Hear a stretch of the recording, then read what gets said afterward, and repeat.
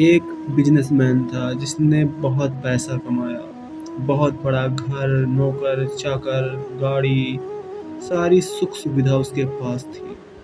लेकिन किस्मत की बात है दोस्तों, अचानक से उसे बहुत बड़ा घाटा, लॉस हो गया, जिससे उसके सारे पैसे उससे छिन गए।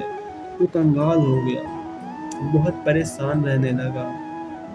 एक दिन उसके शहर में एक बहुत ही फेमस बाबा आए, जो बहुत ही पॉपुलर थे अपने ज्ञान और अच्छी बातों को लेकर। उन बाबा का नाम तो मैं आपको नहीं बताऊँगा, ना ही उस बिज़नेसमैन की बात मतलब उसका नाम रिवील नहीं करूँगा, किसी का भी नाम रिवील नहीं करूँगा मैं, ठीक है ना दोस्तों?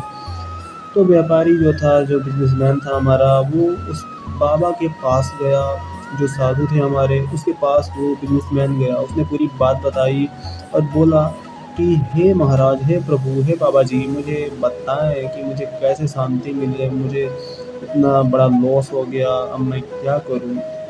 सब ने पूछा कि क्या तुम्हारा सब कुछ चला गया? व्यापारी ने बोला कि हाँ, मेरा सब कुछ चला गया। उसने सिर हिलाया।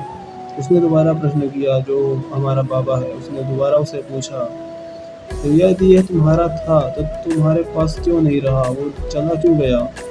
व्यापारी बेचारा चौंक गया कि अरे यार, ये क्या बात हो गई? ये क्या पागल हो गया है ये इंसान? ये क्या बात कर रहा है? संत ने फिर कहा कि जन्म के समय तुम्हारे पास क्या था? तुम कितना धन लेकर आए थे? व्यापारी ने बोला, जो कि हमारा बिज़नेसमैन है, कि बाबा जी, मैं कुछ नहीं लेकर आया था, मैं तो खाली हाथ आता आया था। ये सुनकर संत बोला कि ठीक है, अब बताओ कि तुम मरते समय क्या लेके जाओगे? कितना पैसा लेकर जाओगे मरते समय?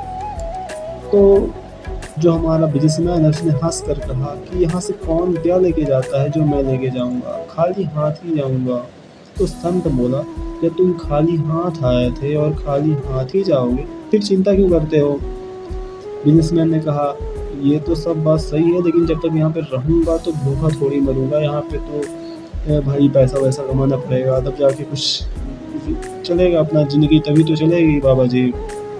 संत मुस्कुराया और बोला, देखो, जो धन पे भरोसा करेगा, उसकी यही दशा होगी। तुम्हारे हाथ-पैर अभी सलामत हैं, उससे काम लो, पुरुषार्थ करो, मेहनत करो। सबसे बड़ा धन यही है कि जो तुम्हारे हाथ-पैर सलामत है, उसे कर्म करो, मेहनत करो, काम-धंधा करो और शांति से रहो, यही एकमात्र रास्ता है।